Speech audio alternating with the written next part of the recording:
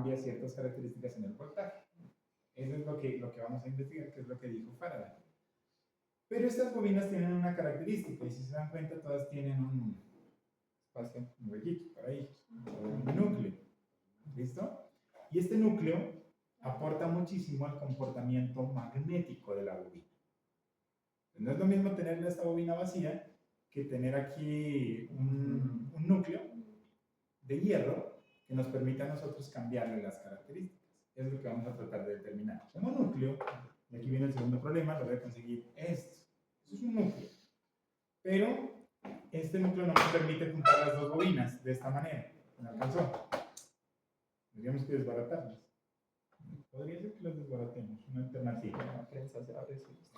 No, esto tiene tornillitos. Ah, claro. Sí, no es complejo. O sea, ahora miramos a ver qué podemos hacer con esto. Si no, igual al introducir aquí este núcleo para una de ellas, sí van a notar que hay un cambio en ciertas características.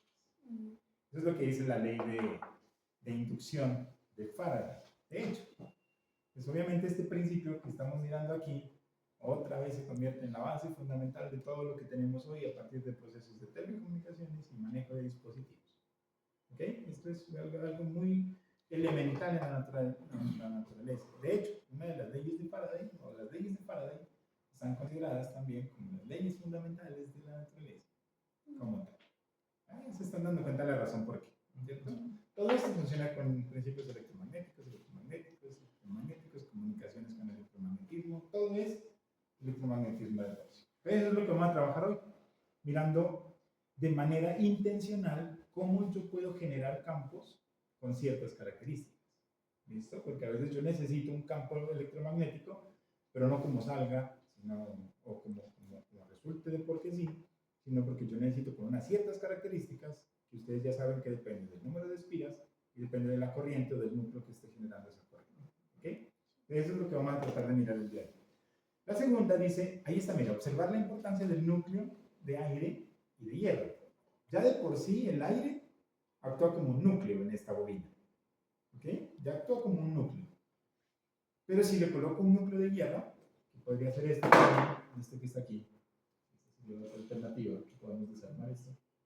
Y aquí puedo tener un núcleo de hierro, miren. Cuando yo lo coloco aquí, como este que tengo acá, cambia las características de la bobina. Entonces, miren que el segundo objetivo dice, observar la importancia del núcleo de hierro en la generación de corriente inducida. ¿Ok? De hecho, si ustedes saben, pues aquí, cuando yo simplemente genero el cambio del núcleo aquí y lo retiro, con la velocidad que lo retire, ya genero una corriente. O sea, si nosotros dejamos que esto aquí esté oscilando simplemente así, ya puedo generar corriente. Pero pues la energía para estar haciendo este movimiento aquí pues sería, no sería tan fácil pues generar esta corriente ni tan eficiente, ¿no? Pero por ejemplo, si yo puedo generar el movimiento de esto o del núcleo con una fuente de energía continua como un río, es claro que entonces viene el principio ahí de los generadores. ¿Listo? Que se la pasan haciendo eso, movimiento los núcleos para que la bobina por sí sola, sin necesitar una fuente, genere ya su propia corriente. De hecho, ahora hacemos eso con estas bobinas y conseguimos algo de corriente. Ustedes ya saben cómo medir aquí corriente, así que ahora lo investigamos. Entonces, la diferencia entre la bobina cuando el núcleo es de aire y la bobina cuando el núcleo es de hierro. ¿Vale? Analizar los efectos en la variación de la amplitud y forma de la señal observada en la bobina secundaria. Entonces, para generar o para encontrar las características de la señal que se genera en la bobina, pues ustedes ya saben que para eso se utiliza un osciloscopio. ¿Listo? El osciloscopio o estas punticas que están aquí, cuando yo las coloco aquí en este cablecito, me dicen qué señal estoy generando. Y hay tres señales que vamos a hacer, que van a trabajar, que es la señal sinusoidal, una señal cuadrada, ¿cierto? Y la de sierra, que es una señal triangular. Con esas tres vamos a trabajar el día de hoy. Porque eso no se asocia como al trabajo que realiza un transformador. Cuando dice dos bobinas, la primera y la secundaria. Entonces, sí. Es que ya de por sí lo que usted hace aquí es un transformador al hacer esto. Ya. Y al generar el núcleo, lo que se quiere es que inyectarle voltaje acá y salir de allá. pero la señal que sale con unas características diferentes, ¿no? Puedo aumentarla o disminuirla. Puedo aumentarla o puedo disminuirla. Ya, por eso les decía que aquí depende de la necesidad. Usted necesita lo que usted puede hacer con el número de espiras y características de las bobinas. De hecho, el principio básico del transformador es ese, ¿no? Si necesito más corriente o más voltaje, tengo una bobina que le pueda generar esas características. Pero ese es el transformador, totalmente. La ley de Faraday es el principio básico de los transformadores. Bien, entonces aquí está en la misma guía. Mira que en la anterior sesión yo les mostré una presentación, ahora les muestro desde la guía para que ustedes, para asegurar la lectura de este escenario, ¿no? Igual en la presentación les colocaba exactamente lo mismo que aparece aquí. Y miren esta partecita. Cuando hubo esta evolución en la parte científica, después de que Einstein propusiera sus teorías, ¿listo? En esa misma época aparece por ahí Michael Faraday, que es el que por primera vez trabaja este fenómeno que se llama la inducción electromagnética. Aunque esas palabras hay por primera vez, siempre hay sus cosas por ahí, porque varios científicos trabajaban al mismo tiempo y no había la forma como ahora. Usted hace un estudio y lo publica, sino que ellos trabajaban en sus estudios. Era el primero que lo publicaba, era la competencia. Entonces, el que primero hizo la publicación como tal aquí sí fue Michael Faraday, que identificó, miren, mediante observación de la relación que existe entre un conductor eléctrico, que ustedes ya saben que puede ser cualquier fuente de voltaje, ¿listo? En este caso una de corriente alterna, que atraviesa un campo magnético, un campo eléctrico atraviesa un campo magnético y genera una corriente eléctrica. ¿Listo? Al generarse esta corriente, el resultado produce una fuerza electromotriz inducida. Ese es el movimiento. ¿Ahora qué les decía? La fuerza electromotriz, el movimiento, lo traduce en lo que ustedes ya conocen, pues como tal en el campo eléctrico. ¿Listo? Y aquí está claramente lo que ustedes decían hace un ratito, miren. Eso que están ustedes observando allí, que es la relación entre las bobinas, es el principio básico de los transformadores, de los generadores de energía y como tal del motor eléctrico. De hecho, ya ustedes lo miraron en la anterior sesión.